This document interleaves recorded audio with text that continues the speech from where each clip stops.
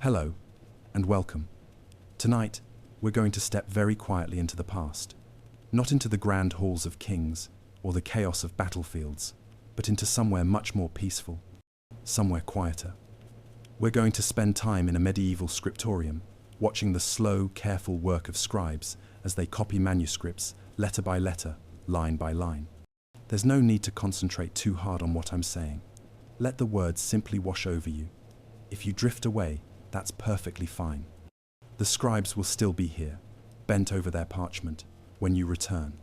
Let's begin by closing our eyes, just for a moment, and imagining the journey we're about to take.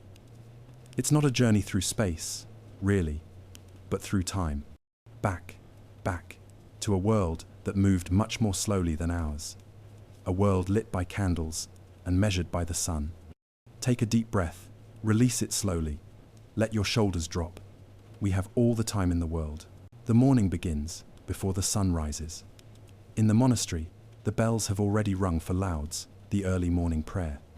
The scribes have attended, their voices joining in the chants that echo through the stone chambers. The air is cool. Spring mornings in the monastery carry a particular chill that settles into the bones, but the scribes are accustomed to it. Now, as the first grey light begins to filter through the narrow windows, they make their way to the Scriptorium. Their footsteps are soft on the worn stone floors. Centuries of footsteps have smoothed these very stones, and will smooth them for centuries more. But that's not something they think about. They simply walk, as they have walked every morning, their hands tucked into their sleeves for warmth. The Scriptorium is a long room on the second floor of the monastery. It faces east, which is important. The morning light will come first to these windows, and light is everything to a scribe. Without it, there can be no work. Even the best candles, expensive and carefully rationed, cannot provide the steady, clear light needed for the careful formation of letters.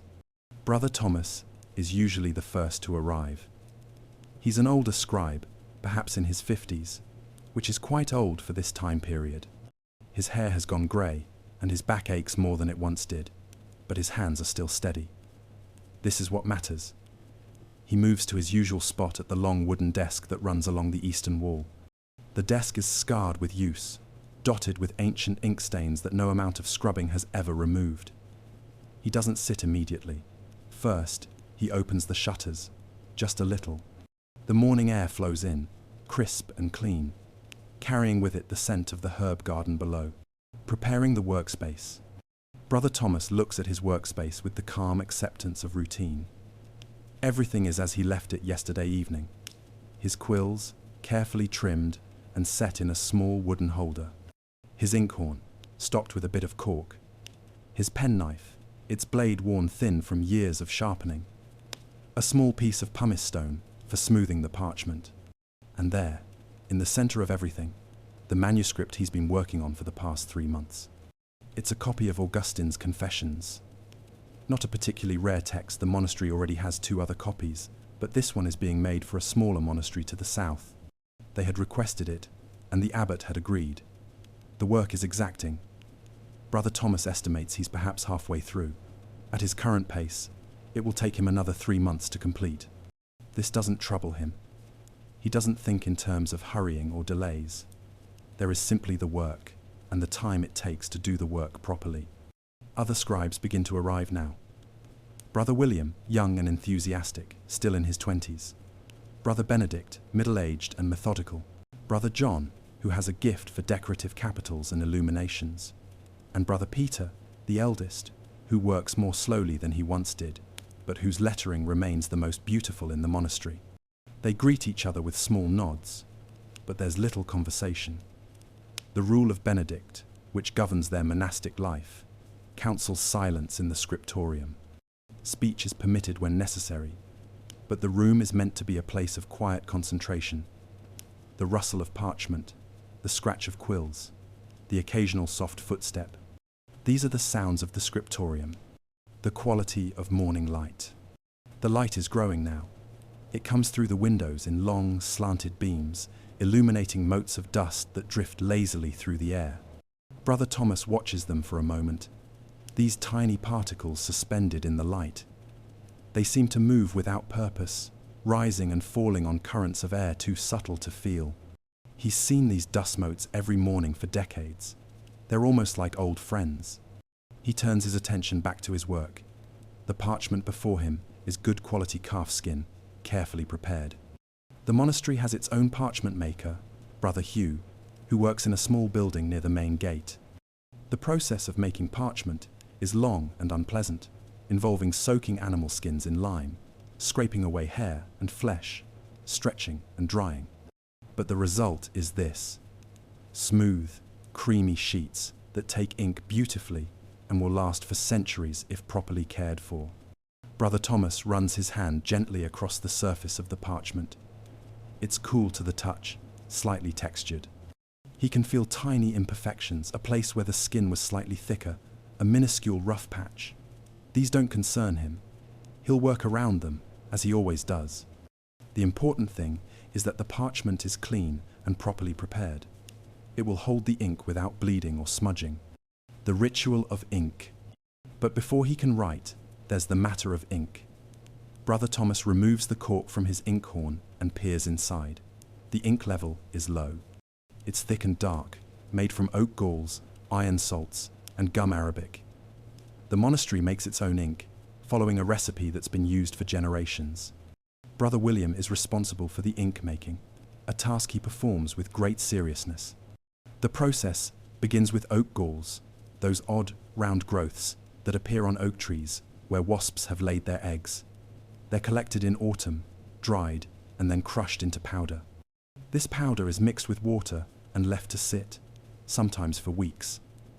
Iron salts are added, often made from old nails or scraps of iron, left to rust in vinegar. The mixture turns from brown to a deep black. Finally, gum arabic is added as a binder to help the ink adhere to the parchment. The result is an ink that's permanent, dark, and perfect for writing. Brother Thomas needs more ink. He rises slowly. His knees complain a bit. They always do in the morning, and walks to the supply cabinet. His feet make soft sounds on the floor. The cabinet holds bottles of ink, bundles of quills, sheets of parchment, pots of pigments for illuminations. He takes a small pottery bottle of ink and returns to his desk. Carefully, very carefully, he pours ink from the bottle into his inkhorn. The ink flows slowly, thick and dark as night. He pours just enough to fill the horn about halfway. Too much ink, and it might spill.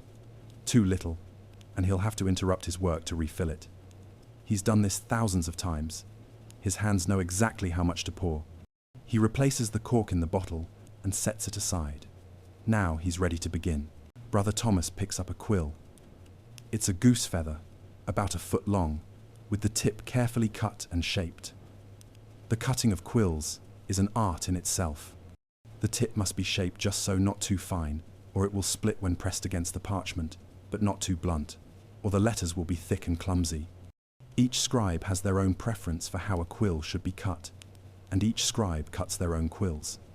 Brother Thomas examines his quill in the growing light. The tip looks good. He made a fresh cut yesterday evening, and it should last for most of the morning. Later, when it begins to lose its edge, he'll use his penknife to make a new cut.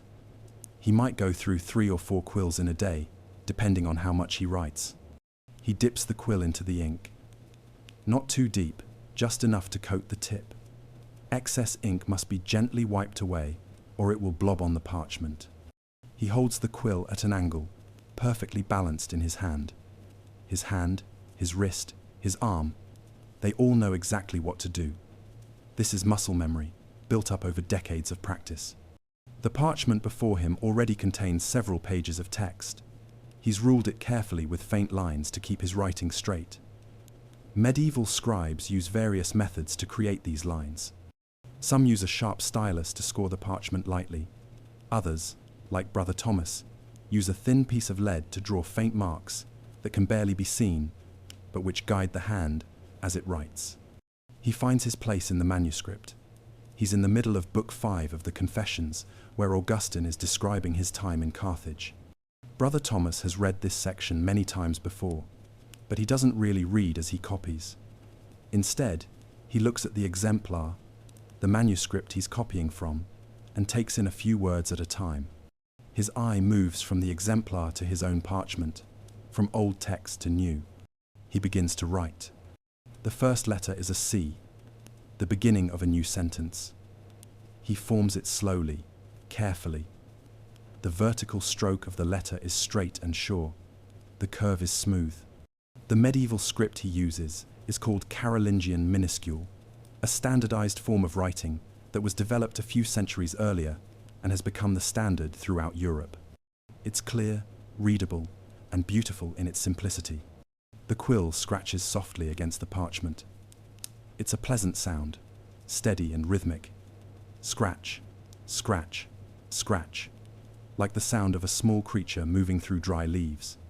Brother Thomas moves from one letter to the next, from one word to the next. His hand moves in small, precise motions. His body is very still. Only his hand moves, and his eyes, which shift between exemplar and copy. The rhythm of copying. Time begins to pass in a peculiar way. In the Scriptorium, hours don't feel like hours. They stretch and compress, become elastic. Brother Thomas writes one word, then another, then another. He reaches the end of a line and moves to the next. The light from the window shifts almost imperceptibly as the sun rises higher. Around him, the other scribes are working at their own pace. Brother William writes quickly, his quill moving in rapid bursts. Brother Peter works more slowly, each letter formed with deliberate care. Brother Benedict pauses frequently to consult his exemplar, making sure every word is exactly right. And Brother John, working on an illuminated manuscript, spends long minutes staring at a single initial letter, planning how he'll decorate it. But there's no sense of competition or comparison. Each scribe works according to his own nature and ability. The work itself is what matters. The slow, patient transformation of blank parchment into text. The preservation of knowledge, word by word, page by page. Brother Thomas's hand moves in its steady rhythm. After years of copying, he's developed a particular pace. Not fast, but not painfully slow either. Just steady, reliable. Like the turning of the seasons or the phases of the moon. His hand knows what to do, and he lets it work while his mind drifts in a peaceful, meditative state. He thinks about nothing in particular. Or perhaps it's more accurate to say he thinks about everything and nothing at once. The words he's copying flow through his consciousness without really registering their meaning. He's aware of them. Certainly he couldn't copy them otherwise, but he's not actively thinking about Augustine's theological arguments or his spiritual struggles. That will come later, perhaps, during Lectio Divina, the meditative reading that's part of monastic life. But now, in this moment, the words are simply words, shapes to be formed, letters to be placed on parchment. The small imperfections. Of course, mistakes happen. Even the most experienced scribe occasionally makes an error. A letter formed incorrectly, a word repeated or skipped, a blob of ink that falls where it shouldn't. Brother Thomas made such a mistake 2 days ago. He had written Deus when he meant to write Deus, the capital D, appearing in the middle of a sentence where it didn't belong. Such errors must be corrected, and there are techniques for doing so. For minor errors, a scribe might simply scrape away the incorrect letters with a knife, carefully removing the top layer of parchment, and then write the correct letters in their place. For more serious mistakes, the entire section might need to be removed, and a new piece of parchment sewn in. Some scribes keep a record of their errors in the margins, adding small notes. Here the exemplar was incorrect, or here the scribe's hand slipped. But this morning, Brother Thomas's hand is steady. No mistakes mar his work. Letter follows letter, word follows word. The text grows line by line.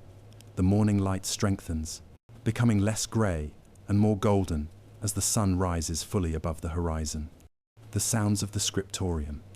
In the quiet of the Scriptorium, small sounds become magnified.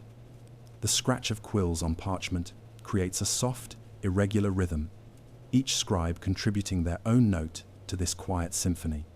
Occasionally, someone shifts in their seat, and the wooden bench creaks softly.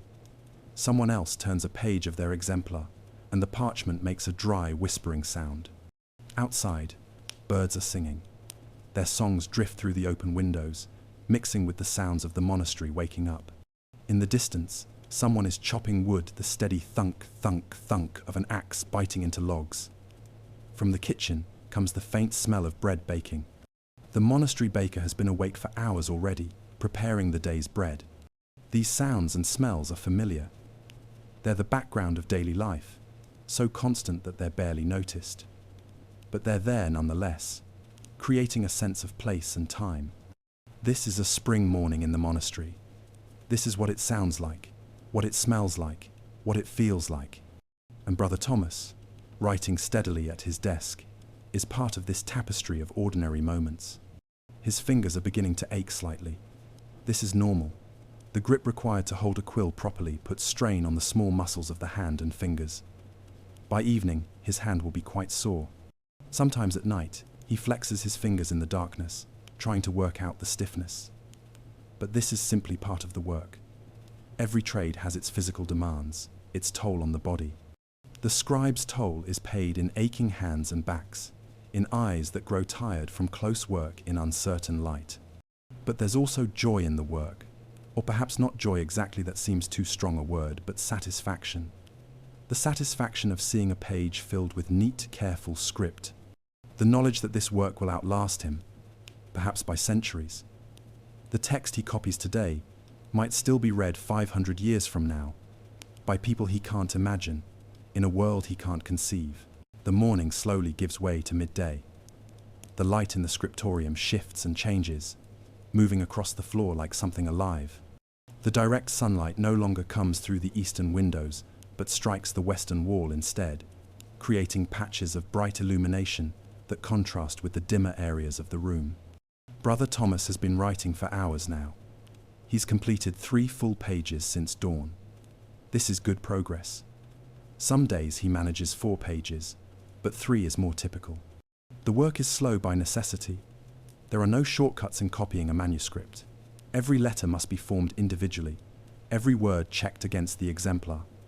Rush the work, and errors creep in. The only way to produce a faithful copy is to proceed slowly, methodically, with complete attention.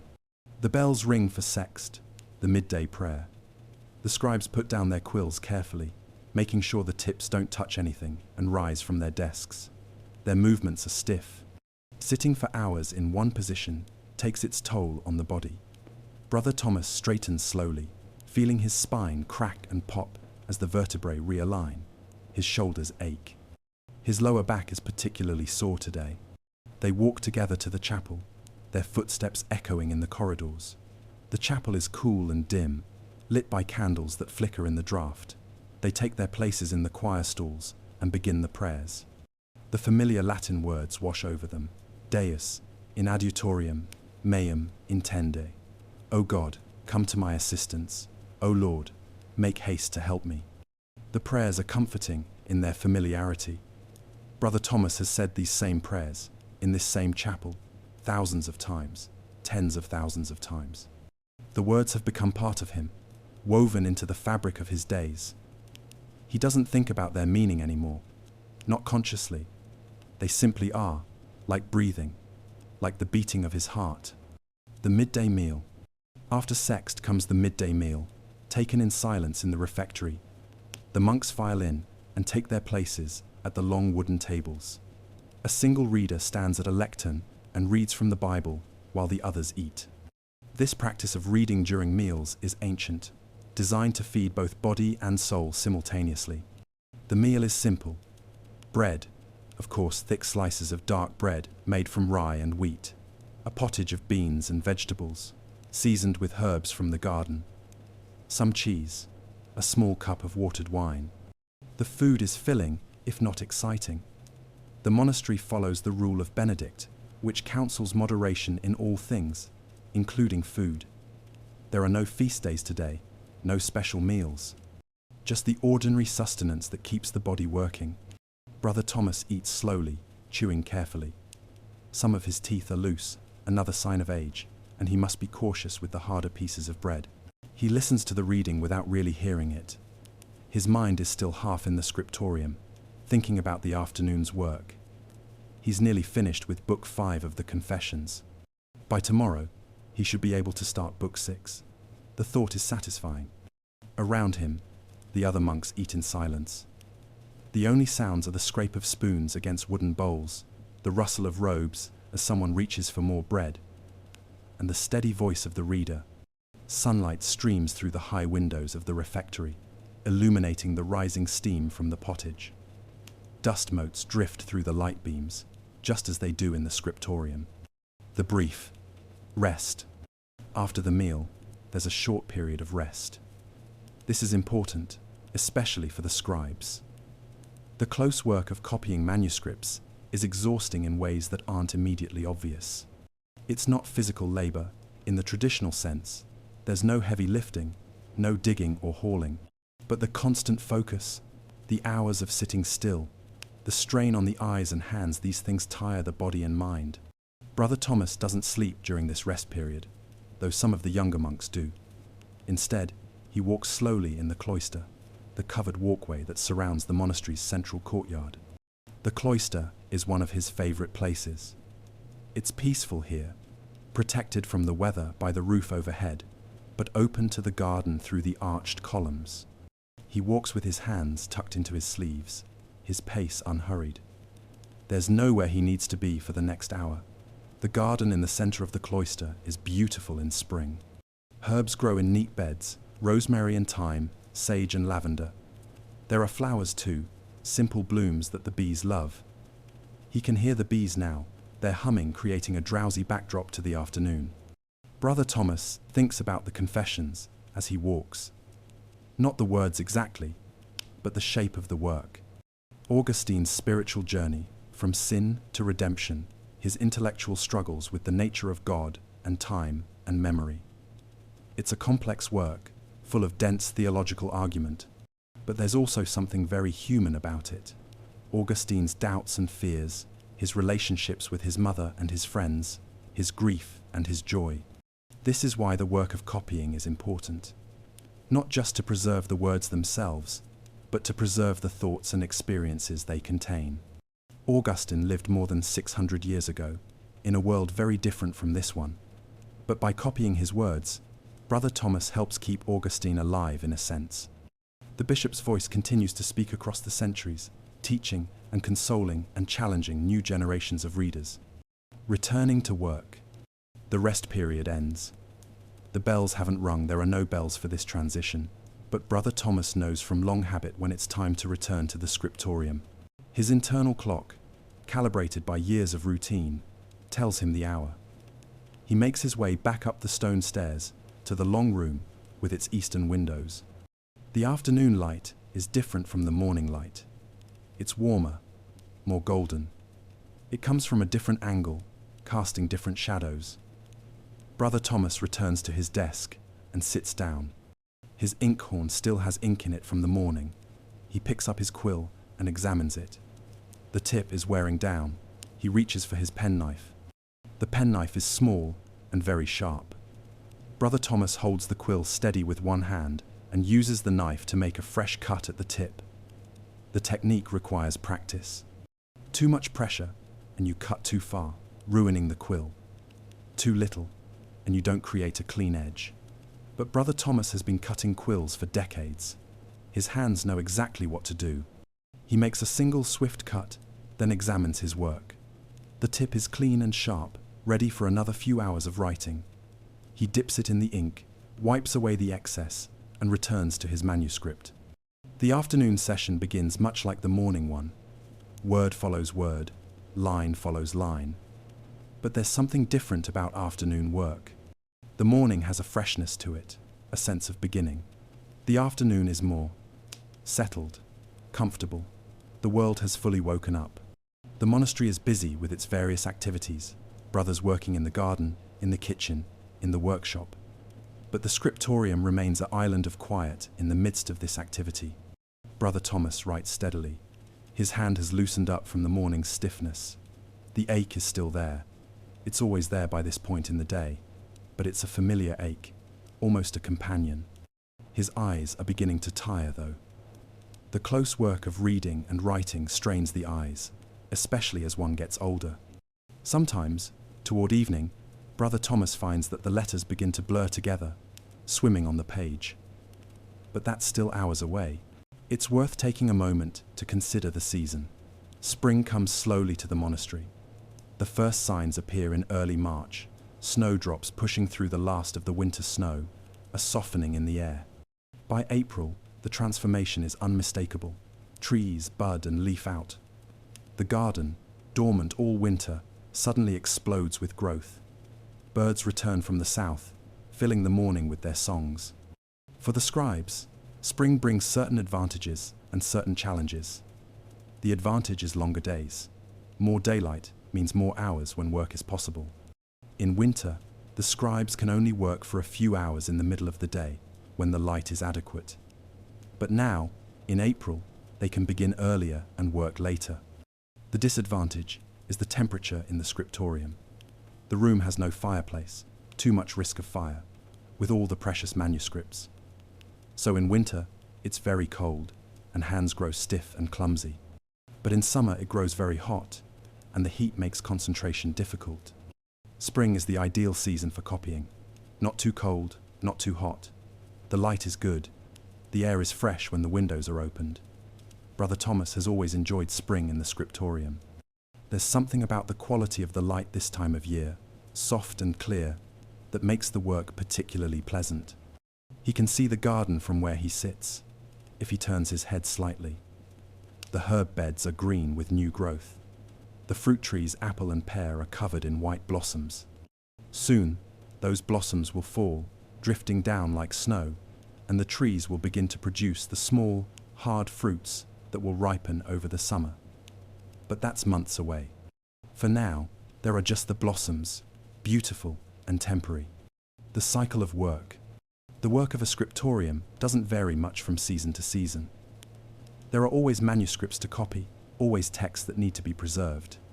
But there are subtle rhythms to the work, patterns that repeat over the course of a year.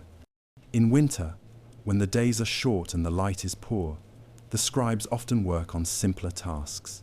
They prepare parchment, cut quills, mix ink, repair bindings on older manuscripts. The actual work of copying is harder in winter, so they do less of it. In spring and summer, the long days are devoted to intensive copying. This is when the scribes complete most of their major projects.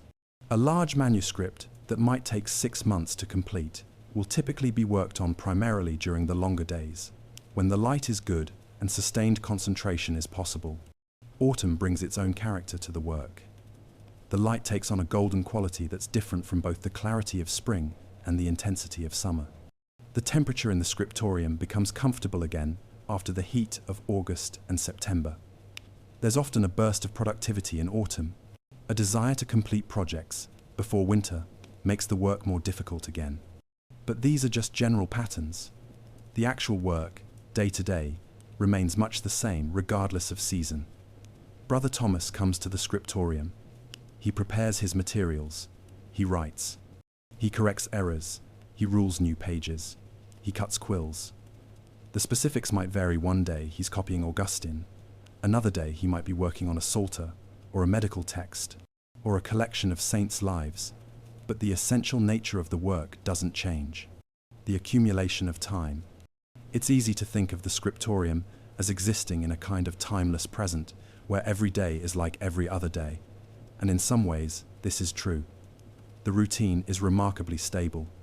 The bells ring at the same hours. The prayers are the same. The work continues in its slow, methodical way. But time does pass. Even here, Brother Thomas is acutely aware of this. He remembers when he first came to the Scriptorium as a young novice, barely out of his teens. Brother Peter, who now works in the corner with his careful, beautiful hand, was young then, quick and energetic. Brother Martin, who taught Brother Thomas how to cut quills and prepare parchment, has been dead for nearly 20 years now. The monastery itself has changed, though the changes are subtle. New buildings have been added. Old ones have been repaired or rebuilt. Some brothers have died. Others have arrived, young men seeking God in the quietness of monastic life. The abbot has changed twice in Brother Thomas's time here. Each abbot brings their own style of leadership, their own priorities. But the essential work of the monastery continues, regardless of who leads it. And the manuscripts accumulate. The library grows year by year, text by text. Brother Thomas has copied dozens of manuscripts in his decades here, perhaps hundreds he's never counted. Each one represents months of work, thousands of words carefully transferred from old parchment to new, and his work is just a small part of the library's growth. The monastery has several scribes, and has had scribes for generations. The collection of books is vast, encompassing everything from theology and philosophy to medicine, astronomy, and agriculture. The purpose of it all. Sometimes Brother Thomas wonders about the purpose of all this copying. Who reads these books? Some, certainly the monks themselves, study the texts during their hours of Lectio Divina. Visiting scholars sometimes come to consult the library. Occasionally, other monasteries request copies of specific texts, which is why Brother Thomas is currently copying Augustine. But many of the books sit on their shelves for years, even decades, without being opened. Does that make the work of copying them pointless? Brother Thomas doesn't think so. The point isn't whether the books are read immediately, or even whether they're read often. The point is that they exist, that the knowledge they contain is preserved, protected, kept safe for future generations. Brother Thomas has heard stories of the great libraries of the ancient world, the library at Alexandria, which burned and was lost. Thousands upon thousands of texts, destroyed in flames. All that knowledge, all those words, gone forever. This is what the scriptoriums of Europe are fighting against. The slow decay of parchment, the ravages of fire and flood, the simple fact that manuscripts wear out with use and must be replaced. Every copy he makes is a small act of defiance against the entropy that seeks to destroy knowledge. Every word he writes is a small victory for permanence over transience. This thought comforts him. Even if no one reads this particular copy of the Confessions for 50 years, even if it sits unopened on a shelf in some distant monastery, it will be there. The words will be there. Augustine's voice will continue to speak, waiting patiently for someone to listen. Brother Thomas's attention at this hour, the middle of the afternoon, has a particular quality to it. It's not the fresh, sharp attention of morning, when the mind is clear and alert, nor is it the tired, wandering attention of late evening. It's something in between, steady, focused, but not strained. His mind has settled into the work completely. There's no separation between him and the text he's copying. The words flow from the exemplar through his eyes, down his arm, into his hand, onto the parchment in an unbroken stream. Psychologists might call this a flow state, though Brother Thomas wouldn't use that term. He'd simply say he's working. But there's something meditative about it nonetheless. The repetitive motion of forming letters, the rhythm of dipping the quill in ink, the soft scratch of nib on parchment, it all creates a kind of trance. Not an unconscious state, but a differently conscious one. A state where time becomes elastic, where hours pass like minutes, where the self seems to dissolve into the activity. This is one of the hidden pleasures of the scribe's work. Not the finished manuscript, beautiful though that is. Not the knowledge that one is preserving important texts. But this state of absorbed attention, where everything else falls away and there's only the work itself. Brother Thomas has experienced this state thousands of times, but it never becomes boring or routine. It's always slightly different, always new. The imperfections of parchment. The parchment under his hand isn't perfect. No parchment is, really. This particular sheet has a small hole in it, about the size of a pinhead, near the bottom left corner. It's probably from a wound the calf received when it was alive, a scratch or cut that didn't heal completely before the animal was slaughtered. Such holes are common. Scribes work around them, adjusting the text so that no letters fall on the hole. There are other imperfections too. Slight variations in thickness across the sheet, a faint stain in one corner, perhaps from water. A place where the surface is slightly rougher, where the scraping during preparation wasn't quite even. These things don't matter much. They're simply part of the reality of working with animal skin. Parchment comes from living creatures. and living creatures are never uniform or perfect. Brother Thomas actually prefers working with parchment to working with paper, though paper is becoming more common in some parts of Europe. Paper is cheaper and easier to produce in large quantities. But it doesn't have the same feel as parchment.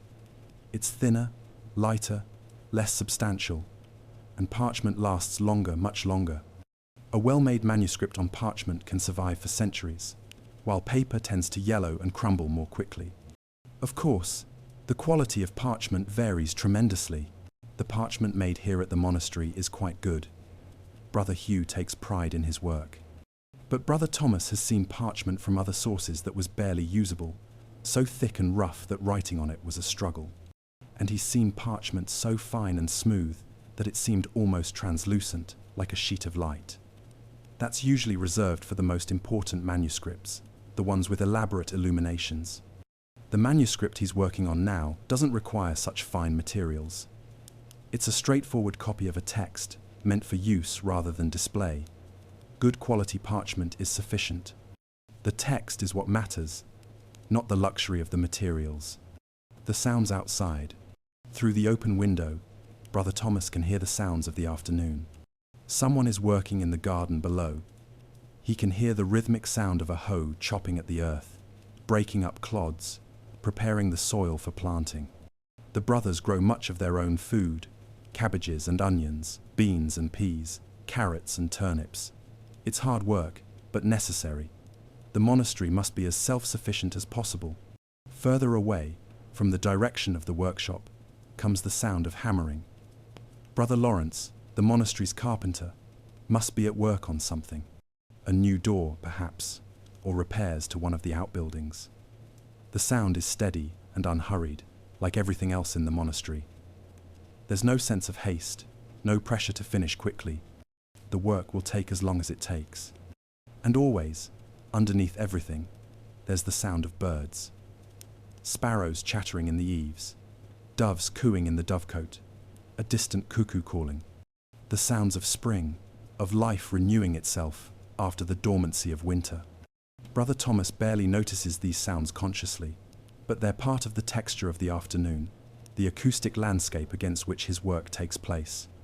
Inside the Scriptorium, his quill continues its steady scratch, scratch, scratch. Brother William, at the next desk, shifts position with a creak of wood. Brother Benedict turns a page. The sounds are quiet, almost subliminal, but they create a sense of companionship. Brother Thomas is working alone. In one sense, each scribe works on their own manuscript, at their own pace. But in another sense, he's not alone at all. He's part of a community of scribes, all engaged in the same essential work. The art of correction.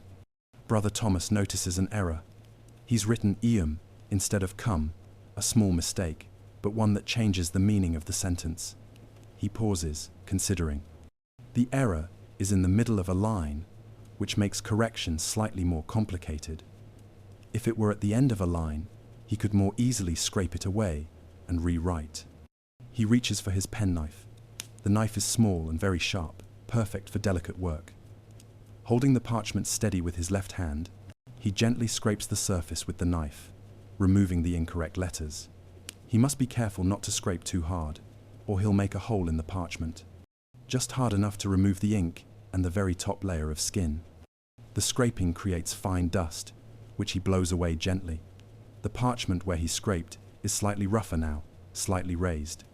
He takes his pumice stone and rubs it very lightly over the area, smoothing it down. Then, he's ready to write the correction. The new letters go down easily. Cum, where eum had been. The correction is visible. If you look closely, the parchment is slightly different in texture, where it was scraped, but the text is now correct. This is what matters. Brother Thomas makes a small mark in the margin, a notation that a correction was made here. Future readers will know the text has been examined carefully, that errors haven't been allowed to propagate. This process of correction is important. Errors in manuscripts can multiply if they're not caught. A scribe copies from an exemplar that contains an error. Another scribe copies from that copy, preserving the error and perhaps introducing new ones. Over time, texts can become corrupted, their meaning obscured by accumulated mistakes. This is why copying must be done carefully, and why corrections must be made when errors are discovered. It's also why the best scriptoriums maintain exemplars that have been carefully checked and verified. The monastery's library includes several such exemplars, texts that have been compared against multiple other copies and corrected to ensure accuracy. When Brother Thomas copies, he copies from one of these verified exemplars, which reduces, though doesn't eliminate, the risk of perpetuating errors. The light in the Scriptorium is beginning to change once more. It's later now, moving toward evening, though evening is still some hours away. The sun has moved past its zenith and is beginning its slow descent toward the western horizon. The light comes through the windows at a lower angle, less bright than it was at midday, but still adequate for work. Brother Thomas has been writing for most of the day, with breaks only for prayers and the midday meal. His hand is definitely tired now. The muscles in his fingers and palm ache, with a deep, bone-level weariness. His shoulders are tight, his back hurts, but he continues working. There's still time before Vespers, the evening prayer, and he wants to finish the page he's working on. The page is nearly complete, just a few more lines. He can see the end of Book 5 approaching, just a few more paragraphs in his exemplar. He'll finish it today, which means tomorrow he can begin Book 6. This sense of progression, of moving forward through a long text, is satisfying. Each page completed is a small milestone. Each book finished is a larger one. His quill scratches across the parchment, letter by letter, word by word. The text flows onto the page in neat, careful lines. Brother Thomas has been doing this for so long that he barely thinks about the formation of individual letters anymore. His hand simply knows. The curve of the C, the straight line of the L, the round belly of the B. Each letter forms itself almost automatically, shaped by muscle memory and years of practice. The community of scribes. It occurs to Brother Thomas that he's part of a community that extends far beyond this monastery, far beyond this moment. Scribes have been doing this work for centuries.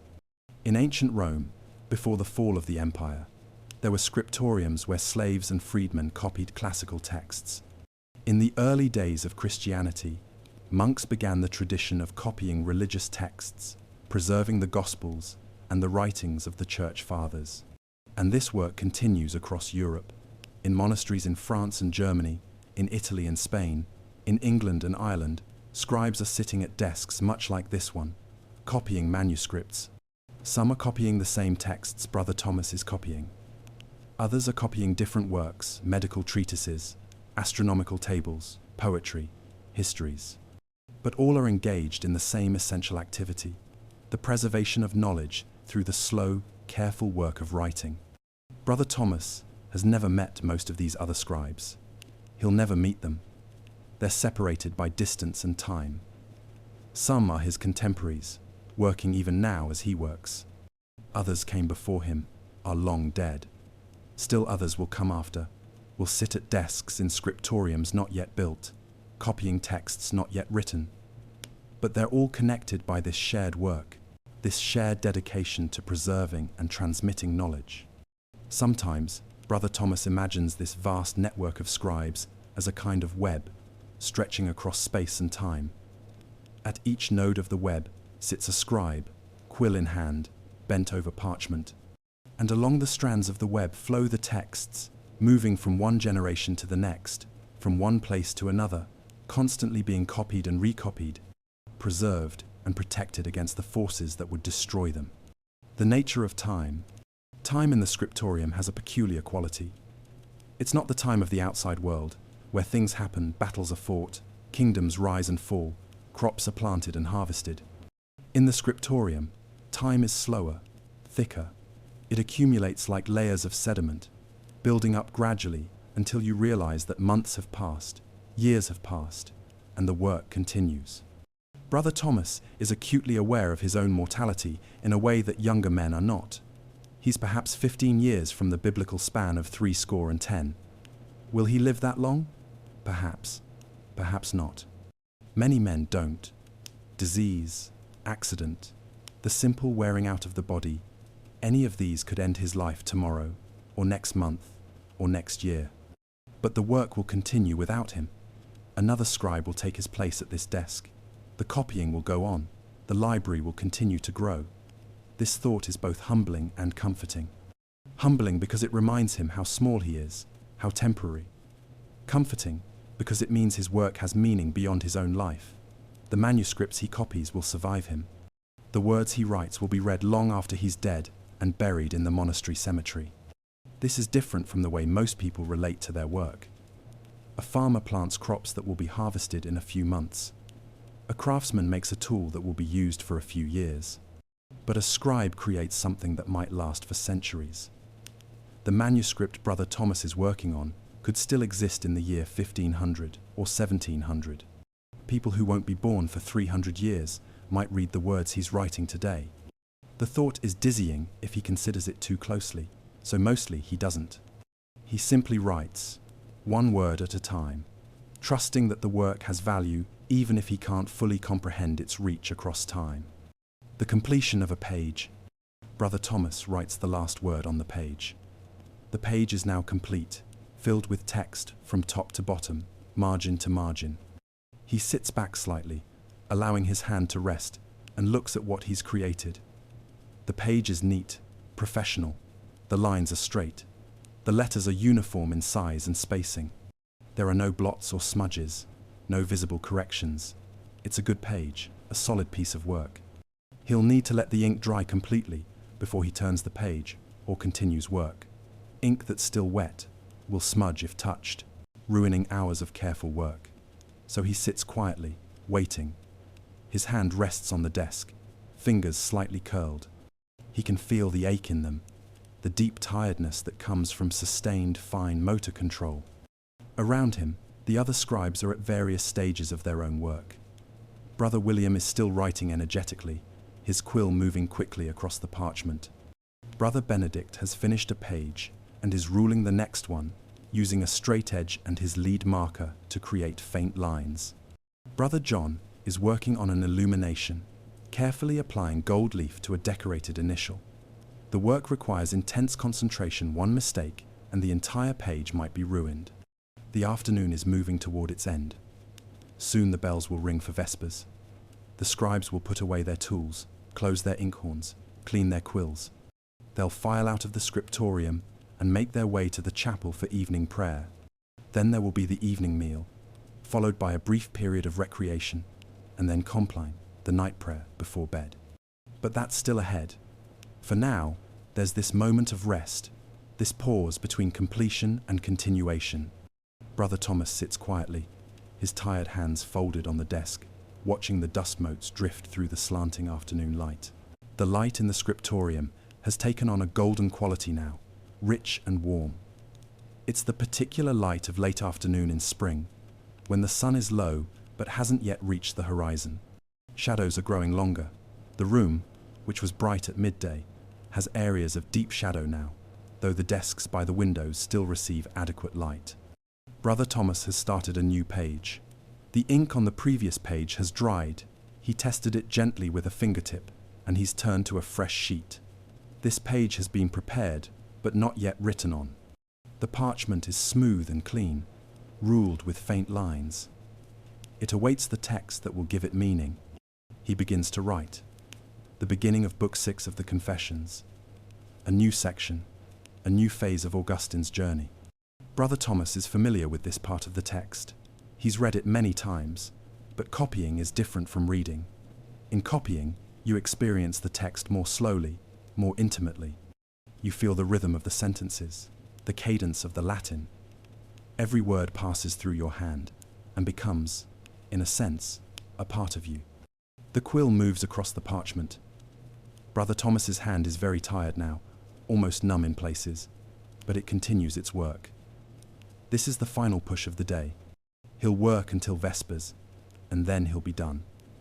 Tomorrow will bring its own pages, its own words to copy, but that's tomorrow. Right now, there's only this page, these words, this moment.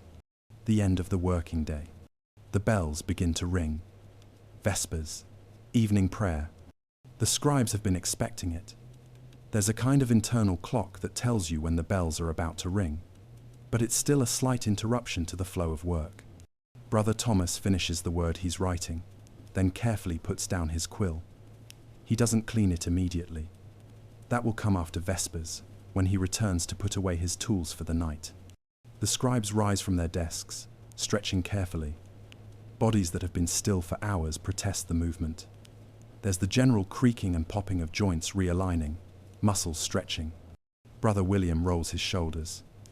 Brother Peter rubs his lower back. These small gestures of discomfort are universal among scribes. They make their way down the stairs to the chapel. The stone is cool under their feet. Outside, through the narrow windows, they can see that the sun is indeed low on the horizon now, painting the sky in shades of gold and pink. It's going to be a beautiful evening. The chapel is filling with monks returning from their various labors. Those who worked in the garden, in the workshop, in the kitchen, in the infirmary. Each has their own role in the life of the monastery, their own contribution to make. The scribes are just one part of this larger whole, though perhaps they sometimes feel their work is particularly important. But then, everyone feels their own work is important, and perhaps they're all right. The Vespers service is beautiful. The chanting of the psalms, the rhythm of the prayers, the gathering of the community in this sacred space. Brother Thomas has attended Vespers every evening for decades, but it never becomes routine in a negative sense.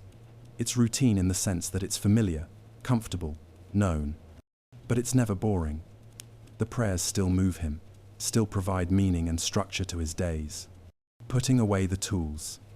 After Vespers, Brother Thomas returns to the Scriptorium. The room is dimmer now. The evening light is fading. Soon it will be too dark to work, but there's still enough light to see by. He goes to his desk and begins the process of putting away his tools. First, the quill. He examines it carefully.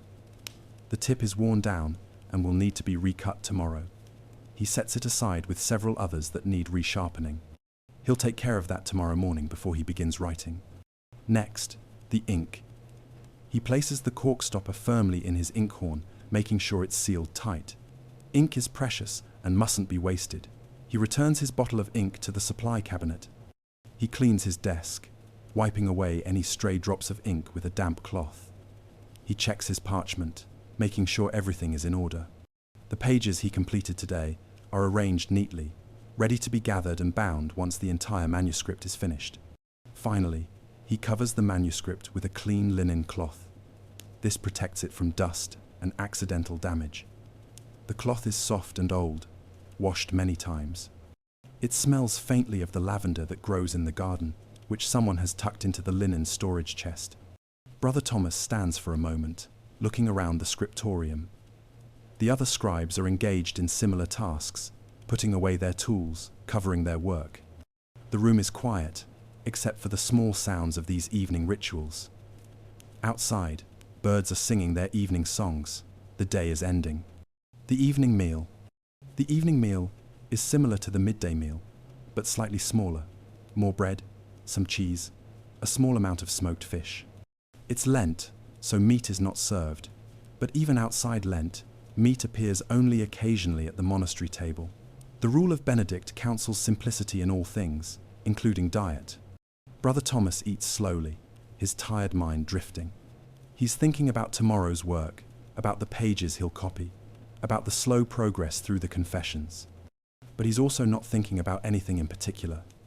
His mind is simply resting, floating peacefully in the aftermath of the day's concentrated effort. After the meal, there's a brief period of recreation. The monks gather in the cloister or in the chapter house, talking quietly among themselves. The rule of silence is relaxed during this time. Conversations are permitted, even encouraged. It's a time for community, for connection. Brother Thomas talks with Brother Benedict about a difficult passage in one of the texts they're copying. They discuss the proper interpretation of a word that could be read in two different ways. It's a small point, perhaps insignificant to anyone but scribes and scholars. But to them, it matters. Words matter. Meaning matters. Getting it right matters. The conversation is friendly and unhurried. There's no pressure to resolve the question immediately. They'll both think about it, perhaps consult other manuscripts, and eventually arrive at the best interpretation. This is how scholarly problems are solved in the monastery, slowly, collectively, with patience and care. Compline. The final service of the day is Compline, the night prayer. It's the shortest and quietest of the daily services. The light in the chapel is very dim now, just a few candles burning on the altar. The monks file in silently and take their places.